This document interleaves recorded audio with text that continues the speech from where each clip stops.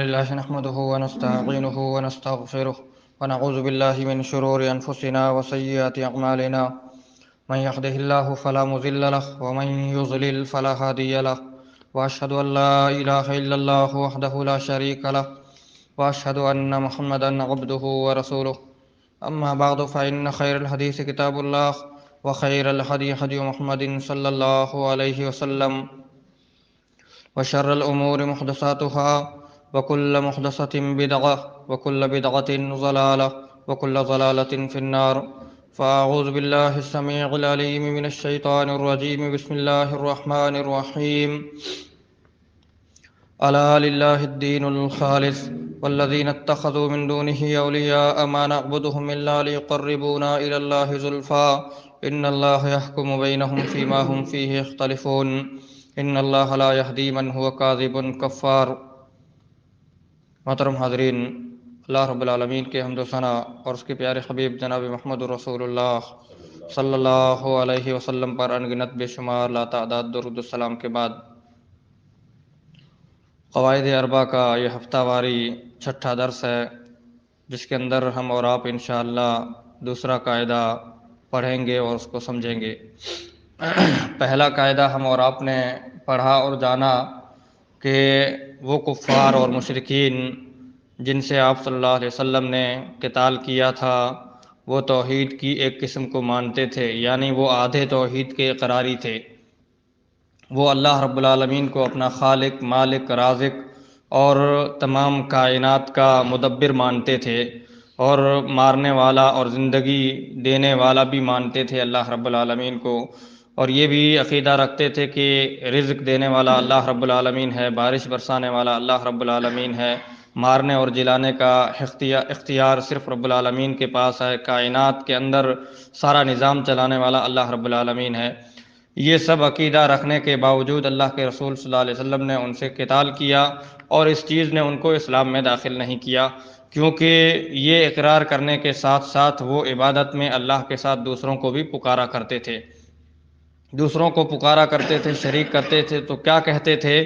یہ دوسرا قاعدہ ہے۔ دوسرا قاعدہ ہے کہ انہم یقولون ما دعوناہم وتوجہنا الیہم الا لطلب القربۃ والشفاعہ۔ وہ کہتے تھے کہ ہم جو اللہ کے ساتھ دوسروں کو پکار رہے ہیں، دوسروں کا جو نام لے رہے ہیں،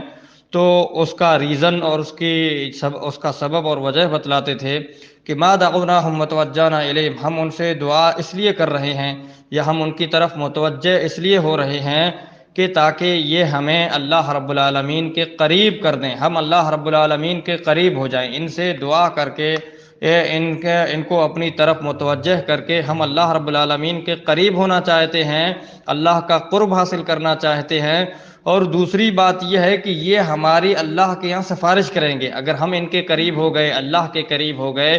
تو جو ہے کہ یہ ہمارے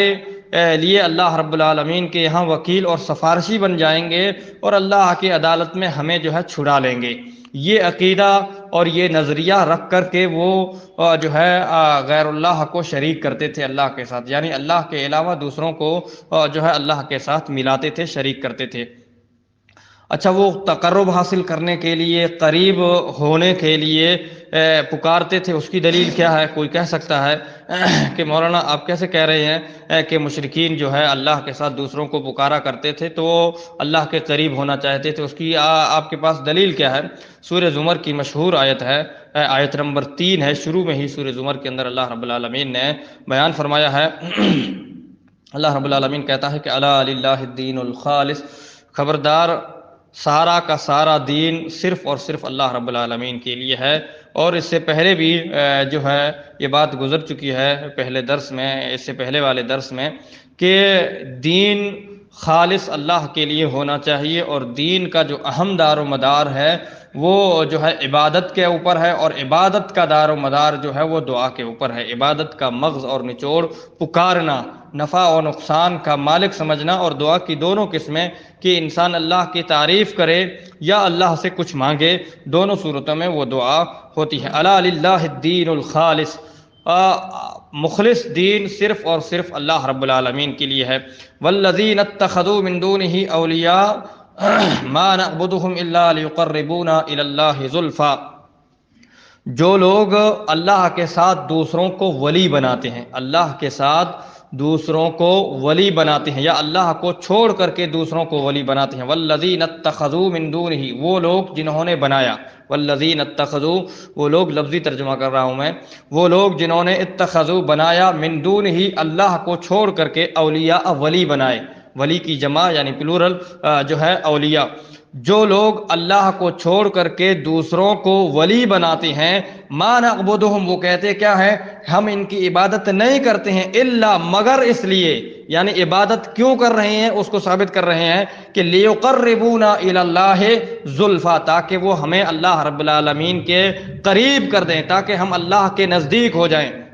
ہم ان کو پکارتے ہیں اور ان کو ولی بناتے ہیں، یہ ہمارے ولی ہیں، ہم ان کو ولی اس لیے مان رہے ہیں کہ یہ ولی ماننے کا مطلب یہ ہے کہ ہم ان سے عبادت کر رہے ہیں، اور عبادت کا مطلب ان سے پکارنا، کیونکہ پکارنے کو اللہ رب العالمین نے قرآن کریم کے اندر کئی جگہوں پر جو ہے عبادت سے تعبیر کیا ہے، جیسا کہ اس سے پہلے بھی میں نے بیان کیا کہ مشرکین جب کشتیوں میں سوار ہوتے، اور اس کا بھی آخری قاعدے میں ذکر آئے گا کہ وہ جب پکارتے تھے تو اللہ رب العالمین نے اس چیز کو دین سے تعبیر کیا ہے اور عبادت سے تعبیر کیا، ظاہر سی بات ہے کہ دین پورا عبادت کا نام ہے، تو پکارنے کو، دعا کرنے کو، مانگنے کو اللہ رب العالمین نے عبادت سے تعبیر کیا ہے، جیسا کہ سورہ مومن کی آیت ہے، وقال ربکم ادعونی استجب لکم، تمہارے رب نے کہا تم مجھے پکارو، اللہ نے کہا کہ تم مجھ سے مانگو، مجھے پکارو، یہ نہیں کہا کہ فلاں کے واسطے سے یا فلاں کے وسیلے سے یا فلاں کو وکیل بناؤ یا اس کو سفارشی بناؤ یا اس کی شفاعت کے ذریعے سے مجھے پکارو، نہیں، اللہ رب العالمین نے کہا ادعونی، مجھے پکارو۔ اگر کوئی شخص آپ کو کہے کہ مجھے پکارو، میرا نام لو، تو آپ وایا رہا ہو کر کے ڈائریکٹ نہیں جائیں گے، یہ عام انسان کے اندر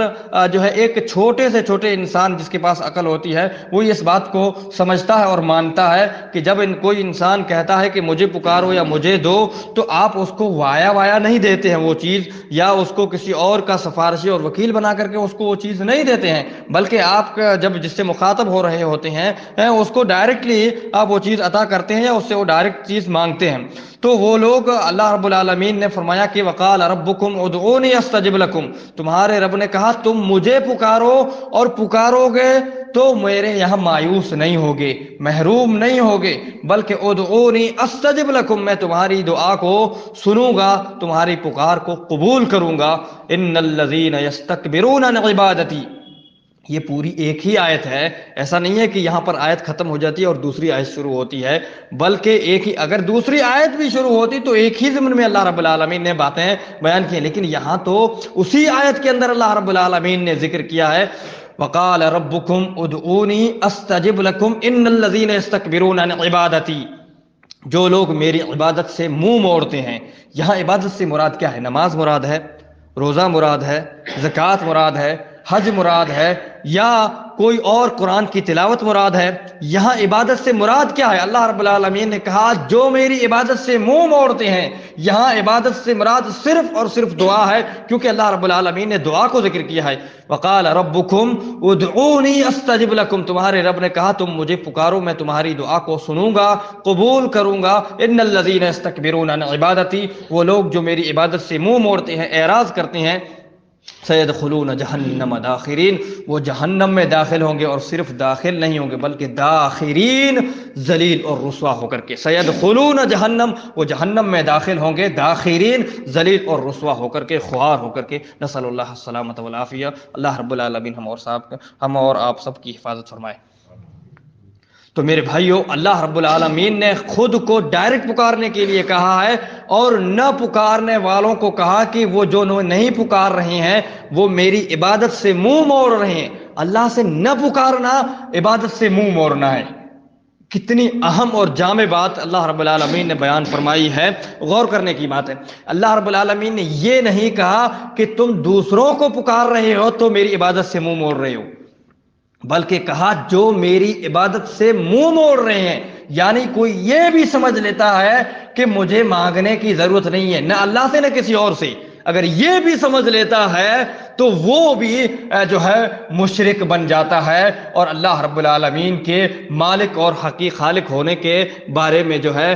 جو شرک کرنے لگ جاتا ہے، اپنے آپ کو بڑا سمجھنے لگ جاتا ہے، کیونکہ اللہ رب العالمین نے کئی مقامات پر بیان فرمایا ہے کہ یا ایھا الناس انتم الفقراء الی اللہ واللہ هو الغنی الحمید، کہ اے لوگو تم سب اللہ کے محتاج ہو۔ بے نیاز ہونا،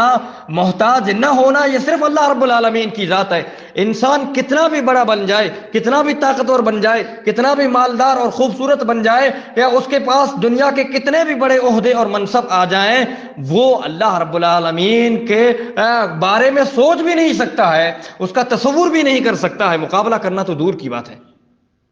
ہر انسان اللہ رب اور ایک سیکنڈ کے لیے بھی، ایک منٹ کے لیے بھی اللہ رب العالمین سے بے نیاز نہیں ہو سکتا ہے۔ کوئی بھی انسان اللہ رب العالمین کی محتاجگی سے جو ہے دور نہیں ہو سکتا، ایک سیکنڈ کے لیے بھی۔ انسان ہر سانس جینے میں اللہ رب العالمین کا محتاج ہے۔ تو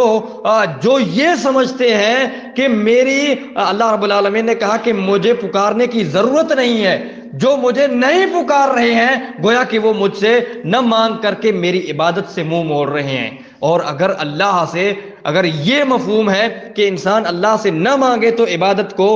جو ہے منہ موڑنا ہے، تو جو اللہ کو چھوڑ کر کے دوسروں کو پکار رہا ہو، اللہ کے ساتھ دوسروں کو شریک کر رہا ہو، وہ کتنا بڑا مجرم ہے، وہ کتنا بڑا گنہگار ہے، اور اللہ کے ساتھ کتنا بڑا شرک کر رہا ہے وہ شخص، ہم اور آپ تصور نہیں کر سکتے ہیں۔ اس لیے قرآن کو پڑھیں۔ قرآن کو اللہ رب العالمین نے جن الفاظ میں نازل کیا ہے اور جو احکامات نازل فرمائے ہیں، وہ انتہائی حکیمانہ انداز میں اللہ رب العالمین نے بیان فرمایا ہے۔ ایک ایک چیز کو واضح اور کھلے طور پر اللہ رب العالمین نے بیان فرما دیا ہے۔ جو اس پر غور و فکر کرے،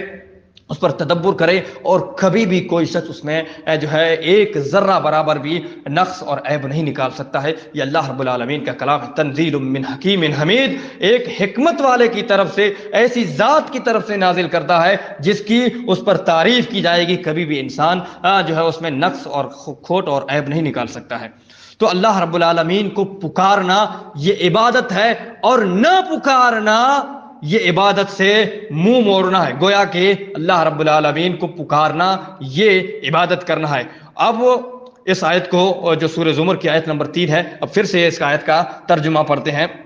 الا للہ الدین الخالص، خبردار سارا کا سارا دین صرف اور صرف خالص اللہ رب العالمین کے لیے ہے۔ والذین اتخذوا من دونہ اولیاء، وہ لوگ جو اللہ کو چھوڑ کر کے دوسروں کو ولی بناتے ہیں، اور یہاں گویا کہ ولی بنانے سے مراد پکارنا ہے، اور اس پکارنے کو وہ خود کیا کہہ رہے ہیں، ما نعبدہم الا لیقربونا الی اللہ زلفی، ہم ان کی عبادت اس لیے کر رہے ہیں تاکہ یہ ہمیں اللہ کے قریب کر دیں، ہم اللہ رب العالمین کے مقرب بندے بن جائیں، اللہ رب العالمین کے یہاں ہمارا مقام اور مرتبہ اونچا ہو جائے۔ ان اللہ یحکم بینہم فیما ہم فیہ یختلفون،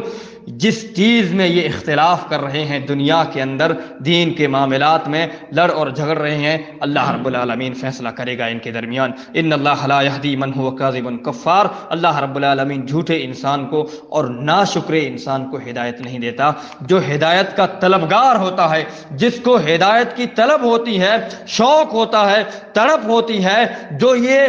دل کے اندر آس اور امید رکھتا ہے کہ میں اللہ کا راستہ پا جاؤں اور اللہ رب العالمین کی نعمتوں کا اور اس کی جنتوں کا اور اس کی رحمتوں کا حقدار بن جاؤں، اللہ رب العالمین اس کے دل میں ہدایت کو ثابت قدم کر دیتا ہے، اور اس کے لیے اس کے اسباب اور وسائل کو بھی آسان کر دیتا ہے۔ جو شخص ناشکرا ہے اور جھوٹا ہے، ان دونوں کو اللہ رب العالمین ہدایت نہیں دیتا۔ جھوٹا بھی ناشکرا ہی ہوتا ہے، کیونکہ انسان کو پیدا اللہ رب العالمین نے کیا، اور کائنات کے اندر اس کے ہاتھ کی انگلیوں سے، بلکہ پیر کے ناخنوں سے لے کر کے سر کے بالوں تک کی تمام نعمتیں جسم کے اندر اللہ رب العالمین نے عطا کی ہیں۔ اگر اللہ نہ کرے کسی کے جسم سے ایک نعمت بھی اگر چلی جائے، یہ ساری جو نعمتیں ہیں، تو دنیا کے سارے لوگ مل کر کے بھی وہ اس ایک نعمت کو عطا نہیں کر سکتے ہیں، اس جیسا عطا نہیں کر سکتے ہیں انسان کو۔ ایک ناخن بھی اگر انسان کا نکل جائے تو وہ انسان کو عطا نہیں کر سکتے ہیں۔ ایک انسان کا بال بھی اگر سفید ہو جائے تو جو ہے اصلی صورت میں اس کو جو ہے کالا نہیں کر سکتے ہیں۔ انسان اللہ رب العالمین نے جو عطا کیا ہے ویسا انسان عطا نہیں کر سکتا۔ ایک دانت بھی اگر نکل جائے تو انسان، ساری مثالیں آپ غور کر لے جائیں، کوئی ایک چھوٹی سی نعمت بھی اگر انسان سے چلی جائے تو ساری دنیا کے لوگ حکیم اور ڈاکٹر مل کر کے بھی اس کا بدل نہیں پیش کر سکتے، اس کے جیسا پیش نہیں کر سکتے۔ ہو سکتا ہے کہ اس کے جو ہے تھوڑے سے فائدے کے لیے، چند فائدے کے لیے جو چیز تو بنا دیں، لیکن اس کے جیسا نہیں بنا سکتے۔ تو سارے انسان مل کر کے بھی جب اللہ رب العالمین کا مقابلہ نہیں کر سکتے ہیں، اللہ نے ایسی نعمتیں دی ہیں صرف جسم کے اندر، اس کے علاوہ سورج، چاند، ستارے، آسمان، زمین، پہاڑ، درخت، جاندار، بے جان، سب چیزوں کو اللہ رب العالمین نے ہمارے اور آپ کے، انسانوں کی اور تمام مخلوقات کے فائدے کے لیے پیدا کیا ہے۔ یہ ساری چیزیں جانوروں کو ہمارے اور آپ کے لیے مسخر کر دیا۔ اونٹ جیسا طاقتور جانور جو ہے انسان کے تابع فرما بردار بنا دیا کہ اگر چھوٹا سا بچہ بھی جو ہے اس کی نکیل پکڑ کر کے اس کی مہار تھام لے تو وہ جدھر اس کو چلانا چاہے اونٹ اس کے اشاروں پر چلتا جائے گا۔ یہ اتنے بڑے طاقتور جانور کو انسان کے تابع اور فرما بردار بنا دیا اللہ رب العالمین نے۔ اس کے علاوہ انسان کو جو دماغ دیا، سوچ اور غور و فکر اور تدبر کرنے کی جو اللہ رب العالمین نے صلاحیت عطا کی، اس کے ذریعے سے انسان دنیا کے اندر نئی نئی چیزیں ایجاد کر سکتا ہے۔ اگر یہی دماغ اگر انسان سے اللہ رب العالمین چھین لے تو انسان کیا کر سکتا ہے؟ کچھ بھی نہیں کر سکتا۔ خود اپنی ذات کے لیے نفع نقصان کا مالک نہیں ہو سکتا ہے۔ اچھے اور برے کی تمیز انسان کے اندر سے ختم ہو جاتی ہے۔ تو میرے بھائیو، یہ اللہ رب العالمین نے بہت ساری نعمتیں عطا کی ہیں، جو اللہ کی ان نعمتوں کو یوز کر رہا ہے، استعمال کر رہا ہے، اللہ کی بنائی ہوئی زمین میں سانس لے رہا ہے، کہ یہ سانسیں جو اللہ رب العالمین نے اس کو عطا کی ہیں اور اس کے اوپر جی رہا ہے، پھر بھی اگر اللہ رب العالمین کی عبادت نہ کرے، اللہ کی طرف اگر اپنا توجہ نہ کرے، اپنی تمام ضرورتوں کو اللہ رب العالمین سے نہ مانگے، تو وہ شخص یقیناً مشرک ہے۔ اور وہ شخص یقیناً مشرک ہونے کے ساتھ ساتھ جھوٹا بھی ہے کہ اللہ کی نعمتوں کو جھٹلا رہا ہے، اور ناشکرا بھی ہے کہ اللہ رب العالمین کی نعمتوں کو استعمال کر رہا ہے اور اس کی شکر گزاری نہیں کر رہا ہے۔ اسی لیے اللہ رب العالمین نے بیان فرمایا، ان اللہ لا یہدی من هو کاذب کفار، اللہ رب العالمین جھوٹے کو اور ناشکرے کو ہدایت نہیں دیتا ہے۔ کہ کائنات کی سارے نظام کو چلانے والا اللہ رب العالمین، اور انسان اپنی آنکھوں سے دیکھ رہا ہوتا ہے کہ آسمان کو اللہ رب العالمین اتنے بلند و بالا، وسیع و عریض، لمبے چوڑے آسمان کو اللہ رب العالمین نے بنایا، بغیر ستونوں کے اور بغیر کھمبے کے اللہ رب العالمین نے بنایا۔ اور کبھی ہم اور آپ کو تو چھوڑیے، کسی چھوٹے سے بچے کو بھی یہ ڈر اور خوف نہیں ہوتا ہے کہ آسمان میرے اوپر گر پڑے گا۔ اگر کائنات کے اندر ہم اور آپ کوئی چیز بنائیں اور اس کے اندر سے جس کے اوپر ہم چیز بناتے ہیں اگر اس کو ہٹا دیں تو ہم اور آپ وہاں رہنا نہیں چاہتے ہیں، اللہ حفاظت فرمائے، فوراً بھاگنا چاہیں گے کہ یہ چیز ہمارے اوپر گر پڑے گی۔ اللہ رب العالمین نے بغیر ستونوں کے اتنے بلند و بالا، اتنے وسیع و عریض ساتوں آسمانوں کو بنایا ہے، اور کبھی ہمارے دل کے اندر یہ خیال بھی نہیں آتا ہے کہ یہ آسمان ہمارے اوپر گر پڑے گا۔ یہ کتنی بڑی اللہ رب العالمین کی نعمت ہے۔ ہم زمین کے اندر چلتے ہیں پھرتے ہیں، اللہ کی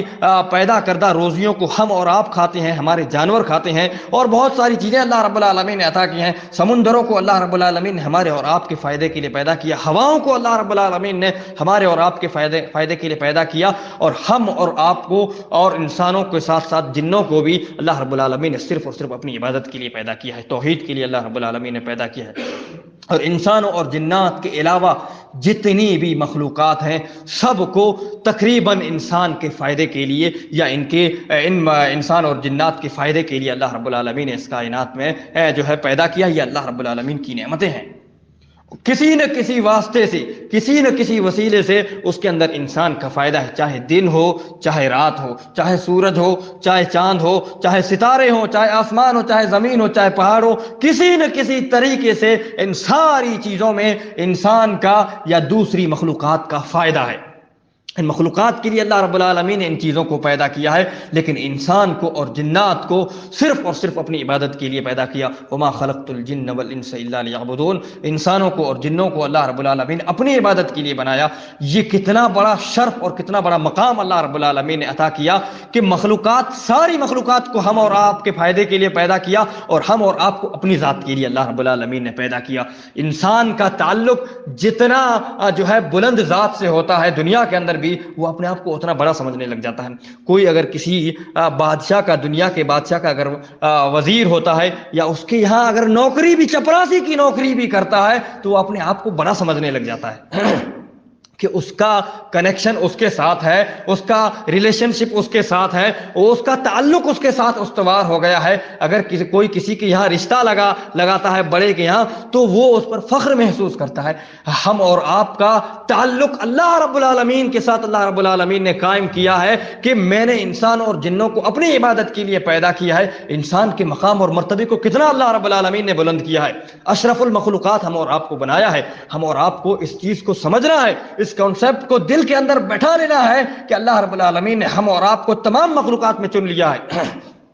وہ چنا کیوں ہے؟ اس کی بہت ساری وجوہات ہیں کہ عقل بھی دی اور اپنی عبادت کے لیے اللہ رب العالمین ہم اور آپ کو پیدا کیا ہے۔ کائنات کی کسی بھی چیز کو اللہ نے اپنی عبادت کے لیے نہیں پیدا کیا، انسانوں اور جنوں کو اللہ رب العالمین نے اپنی عبادت کے لیے پیدا کیا ہے۔ حتیٰ کہ فرشتوں کو بھی اللہ رب العالمین نے ہمارے اور آپ کے فائدے کے لیے لگا دیا ہے۔ فرشتے ہمارے اور آپ کے اعمال کو لکھ رہے ہوتے ہیں، اللہ کے یہاں پہنچا رہے ہوتے ہیں۔ فرشتے ہماری اور آپ کی حفاظت کر رہے ہوتے ہیں۔ اگر پیارے رسول علیہ الصلوۃ والسلام نے مختلف حدیثوں کے اندر بیان فرمایا کہ صبح کے وقت کوئی دعا پڑھ لے، شام کے وقت کوئی دعا پڑھ لے، فلاں وقت میں کوئی دعا پڑھ لے، فلاں جاتے ہوئے، فلاں سے نکلتے ہوئے، فلاں سے اٹھتے ہوئے، فلاں وقت میں یا فلاں کام کرتے ہوئے انسان یہ دعا پڑھ لے، یہ ذکر پڑھ لے، تو اس کو یہ کام ملے گا اور اس کی اس طرح سے حفاظت ہوگی، شیطان سے، جنات سے، جادو سے، بری چیزوں سے حفاظت ہو جائے گی۔ یہ حفاظت کرنے والے کون ہوتے ہیں؟ یہ حفاظت کرنے والے فرشتے ہوتے ہیں۔ اللہ رب العالمین نے فرشتوں کو ہماری اور آپ کی حفاظت کے لیے مأمور کر دیا ہے۔ ہمارے اور آپ کے کاموں کو، عملوں کو اللہ رب العالمین تک پہنچانے کے لیے اللہ رب العالمین نے ڈیوٹی پر اور ذمہ داری پر اللہ رب العالمین نے لگا دیا ہے۔ گویا کہ ایک معنی میں فرشتوں کو بھی اللہ رب العالمین نے ہمارے اور آپ کے فائدے کے لیے پیدا کیا ہے، اور یہ فرشتے ہمارے اور آپ کے لیے اور تمام مومنین کے لیے استغفار کرتے ہیں، دعائیں کرتے ہیں، اور اللہ رب العالمین کے یہاں اگر ہم اور آپ نیک کام کرتے ہیں تو گواہی بھی دیتے ہیں اللہ رب العالمین کے لیے، کے پاس جا کر کے اچھے کام کی، ذکر کی مجلسوں کی گواہی دیتے ہیں۔ تو گویا کہ یہ سارے کے سارے مخلوقات اللہ رب العالمین نے فرشتوں کو شامل کر کے اللہ رب العالمین نے ہم اور آپ کے فائدے کے لیے پیدا کیا ہے، اور ہم اور آپ کو صرف اور صرف اپنی عبادت کے لیے پیدا کیا ہے۔ تو جو مشرکین اللہ رب العالمین کو مانتے تھے، اللہ کا انکار نہیں کرتے تھے، مشرکین مکہ اور کفار قریش، خاص طور سے جب مشرکین اور کفار کا لفظ استعمال کیا جاتا ہے اس کتاب کے اندر، تو اس سے مراد وہ مشرکین ہوتے ہیں جو آپ صلی اللہ علیہ وسلم کے زمانے میں تھے، وہ کفار ہوتے ہیں جو آپ صلی اللہ علیہ وسلم کے زمانے میں، مشرکین مکہ اور کفار قریش، وہ اللہ رب العالمین کو مانتے تھے۔ اور یہ بات بار بار ہم اور آپ کے سامنے ثابت اور واضح ہو چکی ہے، سورج کی طرح، دن کے اجالے کی طرح واضح ہو چکی ہے کہ وہ اللہ کا انکار نہیں کرتے تھے، اللہ کو مانتے تھے۔ لیکن پھر مشرک کیوں ٹھہرے؟ مشرک اس لیے ٹھہرے کہ وہ اللہ کے ساتھ دوسروں کو شامل کرتے تھے، خالص اللہ کی عبادت نہیں کرتے تھے۔ اچھا، بسا اوقات کبھی کبھی کچھ ٹائموں میں وہ اللہ کی خالص بھی عبادت کیا کرتے تھے، جیسے کہ مصیبت کے وقت میں، جیسا کہ چوتھے قاعدے کے اندر انشاءاللہ اس کا ذکر بھی آئے گا تفصیل کے ساتھ۔ یعنی کچھ ٹائم میں اگر اللہ کو خالص مان لینا پھر بھی مسلمان اور موحد ہونے کے لیے کافی نہیں ہے،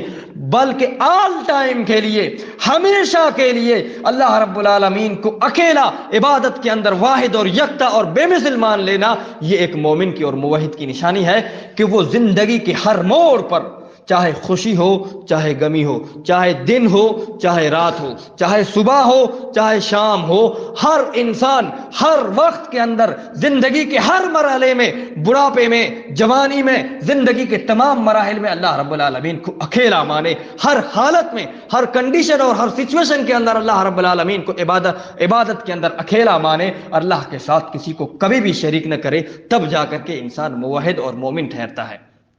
اگر انسانیت کے ناطے کسی انسان سے کوئی غلطی ہو جائے تو اس کی فوراً انسان کو تلافی کر لینی چاہیے، بھرپائی کر لینی چاہیے، توبہ و استغفار کے ذریعے سے معافی مانگ کر کے اللہ رب العالمین کی طرف رجوع کر کے، تو اللہ رب العالمین معاف کر دیتا ہے۔ جس طرح کہ اگر کوئی غیر مسلم ہے، کافر ہے، مشرک ہے، اگر وہ اسلام قبول کرتا ہے یا اللہ کے دین کو، پسندیدہ دین کو اختیار کرتا ہے، تو اللہ رب العالمین اس سے راضی ہوتا ہے۔ جیسے اس کی توبہ قبول ہوتی ہے، ویسے انسان کو فوراً توبہ کر لینا جو ہے مطلوب ہوتا ہے، مقصود ہوتا ہے۔ اگر انسان توبہ نہیں کرتا ہے اور اسی پر انسان کا خاتمہ ہو جاتا ہے، تب اس کا انجام جو یہ ہے اللہ رب العالمین نے جو تیار کر رکھا ہے کہ جہنم میں ہو جائے گا ہمیشہ ہمیشہ کے لیے۔ اللہ رب العالمین ہم اور آپ کی حفاظت فرمائے۔ تو مشرکین جو اللہ رب العالمین کے ساتھ دوسروں کو شریک کرتے تھے، تو ایک تو یہ کہتے تھے کہ ہم اس لیے عبادت کر رہے ہیں، ان کو اس لیے پکار رہے ہیں، ان کی طرف متوجہ اس لیے ہو رہے ہیں کہ یہ ہمیں اللہ کے قریب کر دیں گے، اللہ کا قرب ہمیں حاصل ہو جائے گا۔ اور دوسری بات جو یہ کہتے تھے کہ شفاعت کے لیے، شفاعت کی دلیل کیا ہے؟ قرب حاصل کرنے کے لیے پکارا کرتے تھے، اس کی دلیل تو ہم اور آپ نے سورہ زمر کی آیت نمبر 3 سنی کہ شفاعت کے لیے پکارا کرتے تھے، اس کی دلیل سورہ یونس کی آیت نمبر 18 اللہ رب العالمین نے بیان فرمایا وَيَعْبُدُونَ مِن دُونِ اللَّهِ مَا لَا يَضُرُّهُمْ وَلَا يَنفَعُهُمْ وَيَقُولُونَ هَؤُلَاءِ شُفَعَاؤُنَا عِندَ اللَّهِ۔ یہ لوگ اللہ کے علاوہ وَيَعْبُدُونَ اور عبادت کرتے ہیں من دون اللہ، اللہ کو چھوڑ کر کے، ما لا یضرہم ایسے لوگوں کی جو انہیں نہ نقصان دے سکتے ہیں، ولا ینفعہم اور نہ انہیں نفع پہنچا سکتے ہیں، جو انہیں نہ نقصان دے سکتے ہیں نہ نفع دے سکتے ہیں، نہ فائدہ دے سکتے ہیں، تو پھر کیوں عبادت کرتے ہیں؟ وَيَقُولُونَ عبادت اس لیے کرتے ہیں، کہتے ہیں کہ هَؤُلَاءِ شُفَعَاؤُنَا عِندَ اللَّهِ یہ ہمارے سفارشی ہوں گے، یہ ہمارے وکیل ہوں گے، ہمیں ان کی شفاعت نصیب ہوگی اللہ رب العالمین کے۔ کہاں شفاعت نصیب ہوگی؟ عند اللہ، اللہ کے یہاں، اللہ کے پاس ہمارے یہ سفارشی بن جائیں گے۔ شفاعت کے لیے ان کو پکارا کرتے تھے، ایسوں کو پکارا کرتے تھے جو نفع و نقصان کے مالک نہیں تھے، جو نفع و نقصان کے مالک نہیں تھے۔ یہ کون تھے؟ اس کا ذکر انشاءاللہ تیسرے قاعدے کے اندر آئے گا۔ اب یہاں شفاعت کا ذکر آیا تو شفاعت کے تعلق سے مختصراً ہم اور آپ نے نواقض اسلام کے اندر بھی جانا تھا، لیکن یہاں پر بھی سرسری طور سے جان لیں کہ شفاعت کی دو قسمیں ہیں۔ شفاعت کی دو قسمیں ہیں۔ قرآن اور حدیث کی جب ہم اور آپ آیتیں پڑھیں اور پیارے رسول علیہ الصلوۃ والسلام کی احادیث پڑھیں تو ہمیں دو طرح کے نصوص ملتے ہیں، دو طرح کے باتیں ملتی ہیں کہ کچھ آیتوں کے اندر اللہ رب العالمین نے شفاعت کو ثابت کیا ہے اور کچھ آیتوں کے اندر اللہ رب العالمین نے شفاعت کا سرے سے انکار کر دیا ہے۔ لیکن وہاں پر قابل غور بات یہ ہے کہ جہاں بھی اللہ رب العالمین نے شفاعت کو ثابت کیا ہے وہاں ڈائریکٹ ثابت نہیں کیا ہے یا یوں ہی ثابت نہیں کیا ہے، بلکہ کچھ شرائط کے ساتھ اللہ رب العالمین نے ثابت کیا۔ جہاں بھی جس بھی آیت کے اندر اللہ رب العالمین نے شفاعت کو ثابت کیا ہے پورے قرآن مجید کے اندر، وہاں کوئی نہ کوئی شرط اللہ رب العالمین نے ضرور رکھی ہے، ٹرمز اور کنڈیشن کے تحت اللہ رب العالمین نے شفاعت کو ثابت کیا ہے۔ اور جہاں شفاعت کا انکار کیا ہے تو مطلقاً شفاعت کا انکار کر دیا ہے اللہ رب العالمین نے۔ تو شفاعت کی دو قسمیں ہیں۔ ان دونوں آیتوں سے اور اس طرح ان مختلف آیتوں سے یہ بات واضح ہوتی ہے کہ شفاعت کی دو قسمیں ہیں۔ ایک شفاعت ثابتہ یعنی وہ شفاعت جو ثابت ہوگی، جو مانی جائے گی، جو ویلڈ ہوگی، اللہ رب العالمین جس شفاعت کو قبول کرے گا، اور دوسری شفاعت جس شفاعت کا اللہ رب العالمین نے انکار کر دیا ہے، جس شفاعت کی نفی کر دی ہے کہ شفاعت نہیں ہوگی۔ تو یہ دونوں شفاعتیں کیا ہیں؟ فالشفاعت المنفیۃ، شفاعت منفیہ کیا ہے؟ شفاعت منفیہ یعنی وہ شفاعت جس کی نفی کی ہے، جس کا انکار کیا ہے اللہ رب العالمین نے، وہ شفاعت ہے جو اللہ کے علاوہ سے طلب کی جائے۔ اللہ کے علاوہ کسی اور سے اگر طلب کی جاتی ہے تو ان تمام شفاعتوں کی اللہ رب العالمین نے نفی کی ہے۔ فیما لا یقدر علیہ الا اللہ، ان چیزوں کے بارے میں جن چیزوں پر صرف اللہ رب العالمین قادر ہے۔ اور اگر اللہ رب العالمین نے ثابت کیا ہے تو اپنی اجازت کے ساتھ شرط لگا دی ہے کہ یا تو اللہ نے کہا کہ میری اجازت کے ساتھ، اللہ کی اجازت کے ساتھ، یا یہ کہا ہے کہ اللہ رب العالمین اس سے راضی ہو جائے، یا یہ کہا ہے کہ اللہ رب العالمین اس کی بات کو، اس کے قول کو، اس کے عمل کو پسند کرنے لگ جائے۔ یا تو اللہ اس سے راضی ہو جائے، یا اس کی بات کو اللہ رب العالمین پسند کرنے لگ جائے، یا اللہ رب العالمین جو ہے اس کو اجازت اور پرمیشن دے دے۔ یہ تین شرطیں اللہ رب العالمین نے رکھی ہیں، یہ تین شرطیں رکھی ہیں۔ ثابت شفاعت کی تین شرطیں ہیں۔ ثابت شفاعت کی دو قسمیں ہیں، ایک ثابت شدہ شفاعت اور دوسری وہ شفاعت جن کا اللہ رب العالمین انکار کیا کہ وما لهم من ان کی کوئی فما لهم من شافعین، کہ ان کا کوئی شفاعت کرنے والا نہیں ہوگا۔ فما تنفعهم شفاعت الشافعین، فما تنفعهم شفاعت الشافعین، شفاعت کرنے والوں کی شفاعت ان کو نفع نہیں دے گی، فائدہ نہیں پہنچائے گی۔ یہاں شفاعت کا اللہ رب العالمین نے انکار کر دیا کہ اگر کوئی کرنا بھی چاہے گا تو اللہ کے یہاں فائدہ نہیں پہنچائے گی شفاعت اللہ رب العالمین کے یہاں۔ یہ کیسی شفاعت ہوگی؟ وہ شفاعت جو اللہ کی مرضی کے بغیر انسان کرنا چاہیں گے، اللہ کے اختیار کے بغیر۔ اور اس کے تعلق سے میں نے پوری وضاحت کے ساتھ یہ باتیں 2-3 درس کے اندر جو ہے اس چیز کو بیان کیا تھا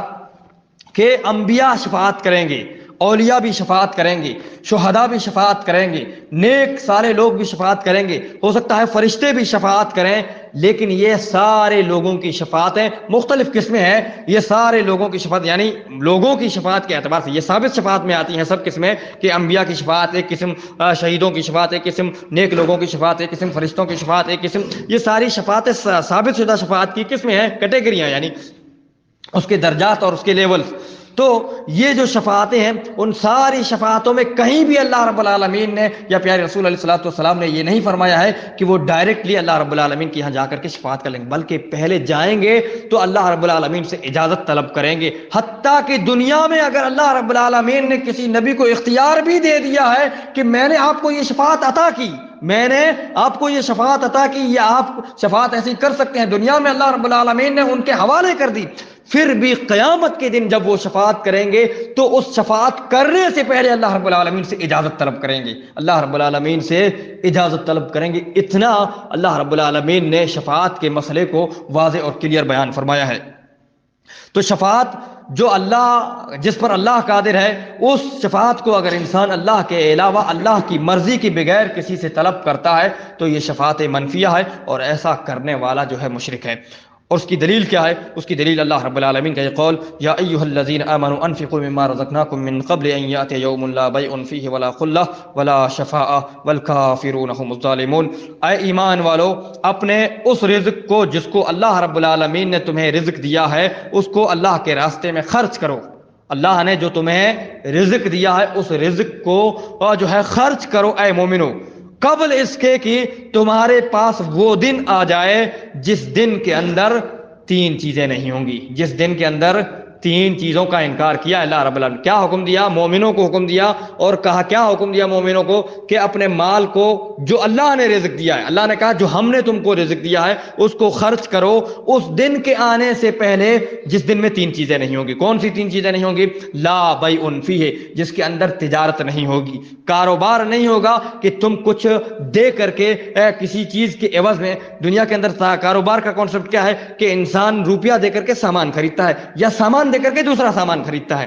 تو وہاں ایسا نہیں ہوگا کہ تم کچھ دے کر کے اپنے آپ کو بچا لے جاؤ گے، وہاں تجارت نہیں ہوگی، وہاں کاروبار نہیں ہوگا، وہاں لین دین نہیں ہوگا، ولا خلہ، اور نہ دوستی ہوگی، نہ کسی کی دوستی کام آئے گی۔ یہاں دوستی کا اللہ رب العالمین نے انکار کیا ہے، لیکن کچھ آیتوں میں اللہ رب العالمین نے دوستی کو ثابت کیا ہے، اگر وقت رہا تو انشاءاللہ اس کی بھی وضاحت کروں گا۔ ولا شفاعہ، اور نہ شفاعت ہوگی۔ اس دن کے آنے سے پہلے اپنے مال کو خرچ کرو جس دن میں نہ تجارت ہوگی، نہ دوستی ہوگی، نہ شفاعت ہوگی۔ اللہ نے شفاعت کا یہاں بالکل انکار کر دیا۔ والکافرون هم الظالمون، کوئی ٹرمز اور کنڈیشن نہیں بتائی انکار کی۔ جیسا کہ میں نے ذکر کیا کہ جہاں اللہ نے شفاعت کا انکار کیا وہاں کوئی ٹرمز اور کنڈیشن، کوئی شرط نہیں لگائی ہے، ڈائریکٹ انکار کر دیا ہے۔ لیکن جہاں شفاعت کو ثابت کیا ہے وہاں اللہ رب العالمین نے شرط رکھی ہے، والکافرون هم الظالمون، اور کافر لوگ ہی ظالم ہیں، کافر لوگ ہی ظالم ہیں۔ اور شفاعت کی یہ تو منفی شفاعت، اس کے بارے میں ہم اور آپ نے سنا۔ اب مثبت شفاعت کے بارے میں ہم اور آپ سرسری طور پر جان لیتے ہیں، صرف ترجمہ کر دیتا ہوں، باقی وضاحت انشاءاللہ اگلے درس میں۔ والشفاعۃ المثبتۃ، وہ شفاعت جو ثابت شدہ شفاعت ہے وہ وہی شفاعت ہے جس کو اللہ رب العالمین سے طلب کیا جائے، اور شفاعت کرنے والا جو ہوگا جس کو اللہ رب العالمین یہ اجازت دے گا، گویا کہ اللہ اس کی عزت افزائی کرے گا۔ مکرم بالشفاعہ، وہ شفاعت کے ذریعے سے اس کی عزت افزائی کی جائے گی، اس کو ایوارڈ دیا جائے گا، اس کو اعزاز عطا کیا جائے گا۔ اللہ رب العالمین اس کی جو ہے انعام اور تکریم کرے گا اللہ رب العالمین۔ والمشفوع لہ، اور جس کے لیے شفاعت کی جا رہی ہے، من رضی اللہ قولہ وعملہ بعد الاذن، اجازت کے بعد جس کے قول سے اور جس کے عمل سے اللہ رب العالمین راضی ہو جائے۔ دلیل اللہ رب العالمین کے قول آیت الکرسی ہم اور آپ میں سے سب کو یاد ہوگی، جس کے اندر اللہ رب العالمین نے بیان فرمایا من ذا الذی یشفع عنده الا باذنہ، کون ہے جو اللہ کے یہاں سفارش کر سکے مگر اس کی اجازت سے، مگر اس کی اجازت سے۔ یعنی یہاں شفاعت کو اللہ نے ثابت کیا ہے، لیکن شرط کے ساتھ کہ اللہ کی اجازت سے اگر کوئی شفاعت کرنا چاہے گا تو کر سکے گا۔ اللہ کی اجازت کے بغیر کوئی بھی شفاعت نہیں کر سکتا ہے. یعنی کسی کو اگر شفاعت کرنی ہوگی تو اللہ کی اجازت اور اتھارٹی اور پرمیشن کے بغیر کوئی شخص شفاعت کرنے کی جرأت نہیں کر سکے گا. حتیٰ کہ پیارے رسول علیہ الصلوۃ والسلام کو جو اللہ رب العالمین نے شفاعت کبریٰ عطا کی ہے، مقام محمود، ہر نماز کی اذان کے بعد جو ہم اور آپ دعا کرتے ہیں اور اس دعا میں اس شفاعت کو مانگتے ہیں، مقام محمود کو مانگتے ہیں، اذان کے بعد کی جو دعا ہے اس کا مفہوم یہی ہے. تو وہ دیے اللہ رب العالمین نے آپ صلی اللہ علیہ وسلم کو. اور جب سارے لوگ سارے نبیوں سے ہو کر کے آپ صلی اللہ علیہ وسلم کے پاس آئیں گے آخر میں، تو آپ صلی اللہ علیہ وسلم کیا کہیں گے؟ سارے نبی تو انکار کر دیں گے کہ میں اس شفاعت کا حقدار نہیں ہوں، میرے بعد والے کے پاس جاؤ، اپنے بعد والے پاس بھیجیں گے. حضرت آدم علیہ السلام نوح علیہ السلام کے پاس، حضرت نوح علیہ السلام حضرت ابراہیم علیہ السلام کے پاس، حضرت ابراہیم علیہ السلام حضرت موسیٰ علیہ السلام کے پاس، حضرت موسیٰ علیہ السلام حضرت عیسیٰ علیہ السلام کے پاس، اور حضرت عیسیٰ علیہ السلام آپ صلی اللہ علیہ وسلم کی طرف لوگوں کو حوالہ کریں گے. لیکن جب آپ صلی اللہ علیہ وسلم کے پاس ساری دنیا کے انسان، حضرت آدم علیہ السلام سے لے کر کے قیامت تک آنے والے انسان جب آپ صلی اللہ علیہ وسلم کے پاس پہنچیں گے تو کیا کہیں گے؟ آپ کو سفارش کے بارے میں کہیں گے تو آپ صلی اللہ علیہ وسلم کیا کہیں گے؟ ان کو کیا جواب دیں گے؟ انا لہا، میں ہی اس شفاعت کا حقدار ہوں اور یہ شفاعت میرے لیے ہے. یعنی آپ کو پتا تھا، اللہ نے بتلا دیا تھا کہ آپ اس شفاعت کے حقدار ہیں اور یہ شفاعت صرف آپ کے لیے ہے. ورنہ اس سے پہلے یہ اولو العزم انبیاء تھے، یہ اولو العزم بڑے بڑے جلیل القدر انبیاء تھے، انہوں نے انکار کر دیا. آپ صلی اللہ علیہ وسلم کہیں گے کہ ہاں یہ میرے لیے ہے. لیکن آپ کو معلوم ہے کہ آپ کے لیے ہے، پھر بھی آپ صلی اللہ علیہ وسلم ڈائریکٹ جا کر کے اللہ سے شفاعت کرنے نہیں لگ جائیں گے، بلکہ اللہ کے یہاں جو صحیح حدیث کا مفہوم ہے اور ساری روایتوں میں یہ بات ذکر ہے کہ اللہ کے عرش کے سامنے جا کر کے آپ سجدے میں گر پڑیں گے، آپ سجدے میں گر پڑیں گے، شفاعت کرنے نہیں لگ جائیں گے. اس بات کو اپنے دل کے اندر بٹھا لیجئے. تو سجدے میں اللہ کی تعریف کریں گے، اللہ کی صرف تعریف کریں گے، اور ایسے الفاظ میں تعریف کریں گے جو الفاظ صرف اور صرف اللہ رب العالمین آپ کو اس وقت سکھائے گا، اللہ رب العالمین سکھائے گا آپ کو اس وقت. پھر اللہ رب العالمین کہے گا یا محمد صلی اللہ علیہ وسلم ارفع راسک، اے محمد صلی اللہ علیہ وسلم اپنے سر کو اٹھائیے.